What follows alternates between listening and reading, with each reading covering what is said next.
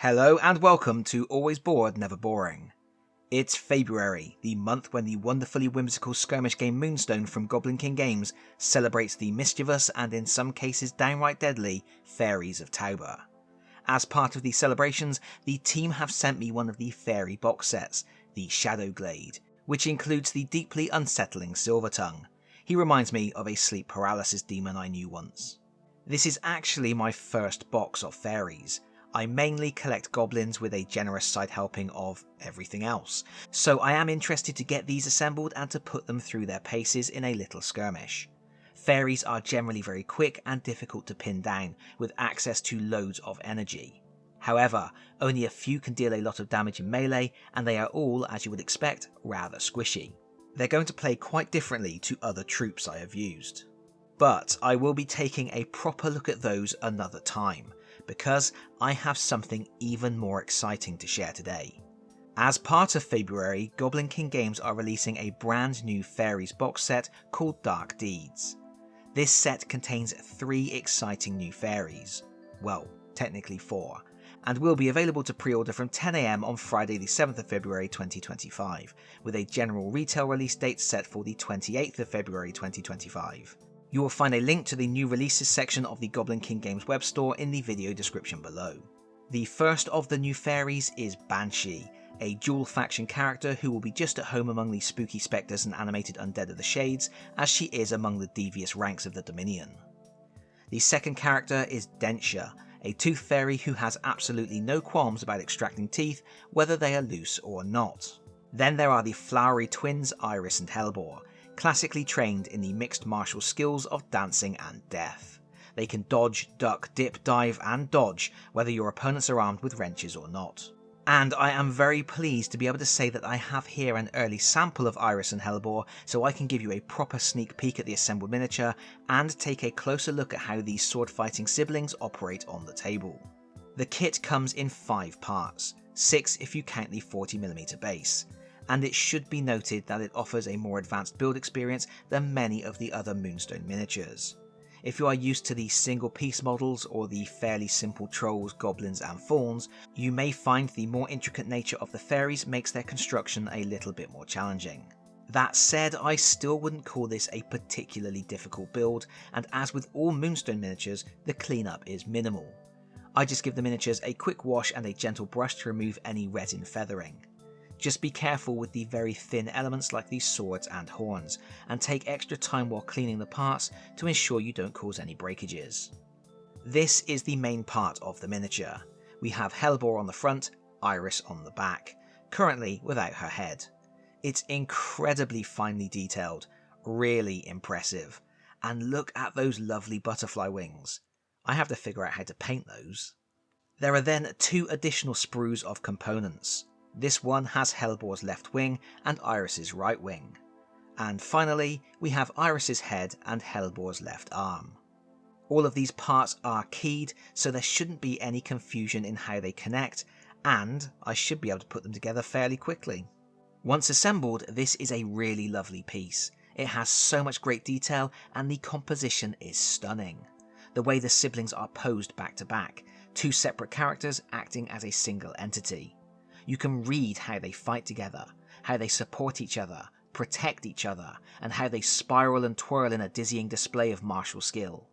It's an idea reinforced by the sense of twisting motion from the fabric that spirals up Hellebore's leg and seems to connect him to Iris.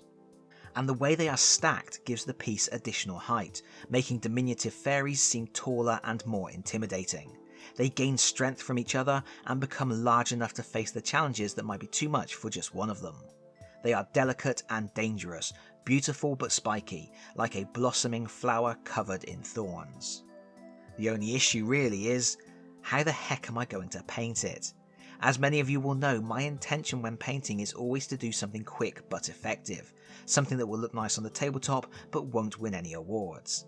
And how do you do that with something like these Faeries? It's not like I can get any help from the official artwork either, because that is absolutely wild, presenting the twins in vibrant colours that enhance their theatrical and magical appearance. But I am not one to back down from a challenge. We will figure this out in a moment. First, let's take a closer look at the character card. Iris and Hellebore have the keywords Faerie and Noble. They align with the Dominion faction, and they have, for Faeries, a surprisingly high 7 wounds. They only generate 4 energy per turn as standard, which is lower than most Faeries, but they do have a fancy way of generating additional energy for their teammates, which makes up for it. Their stats are melee 5, high for Faeries, with a 1-inch range, but their arcane is 0. Their evade is -1. As with all Faeries, they are weaklings, which means they deal -1 melee damage, and their harvest actions cost 1 additional energy.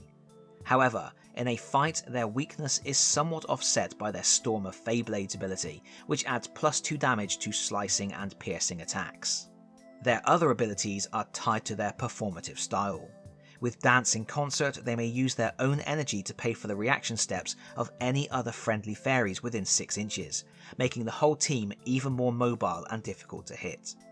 Meanwhile, Perfect Form allows any friendly Faeries in melee within 6 inches, and that would include Iris and Hellebore themselves, to discard 1 energy to swap their revealed combat card for a card in their hand.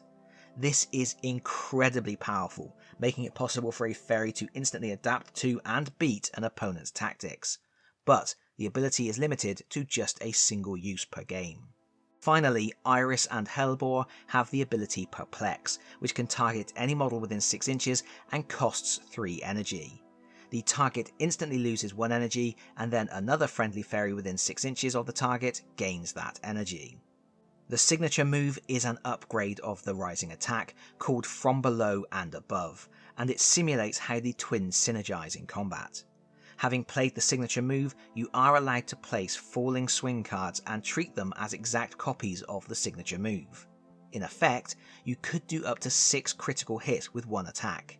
As From Below and Above causes slicing or piercing damage, this is an incredibly deadly onslaught, especially from Faeries.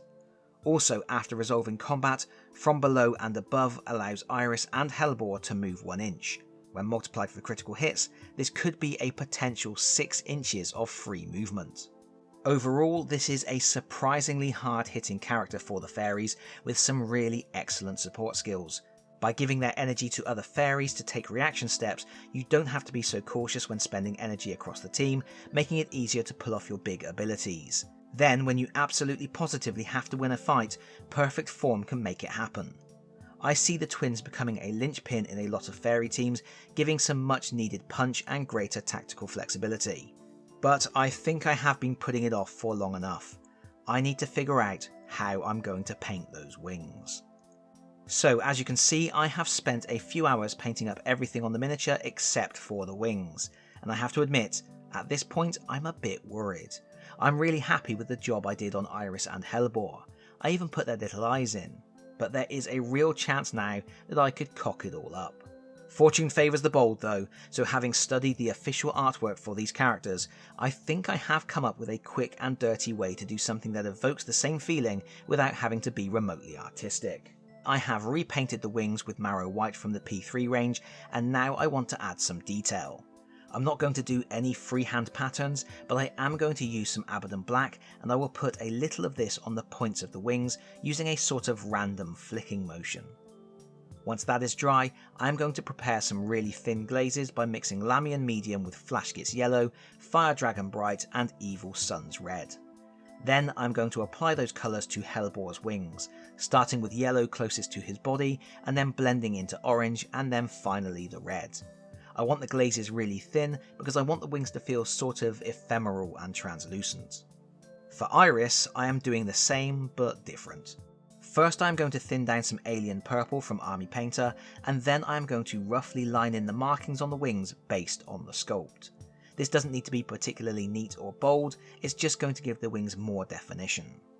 Then I'm going to use a glaze of the alien purple along with glazes of Fulgrim Pink and Genestealer Purple, and I'm going to paint the wings, blending from pink closest to the body to purple at the edges. And that will just about do it. They aren't the prettiest little Faeries in the world, but I'm fairly happy with how the wings have turned out for something that is very quick and easy to do. And overall, I just think this is a really nice miniature, a really clever concept executed incredibly well. Goblins are still the best though. Thank you once again to Goblin King Games for sending this review copy of Iris and Hellebore, and thank you for watching. Remember, there will be a link in the video description for Moonstone new releases, and the Dark Deeds box set will be available to pre-order from 10 AM Friday the 7th of February. And as always, if you like the video, please consider pressing the like button. If you really like the video, please consider subscribing if you don't already do so, and hopefully, I will see you all again very soon. Bye bye everyone, bye bye.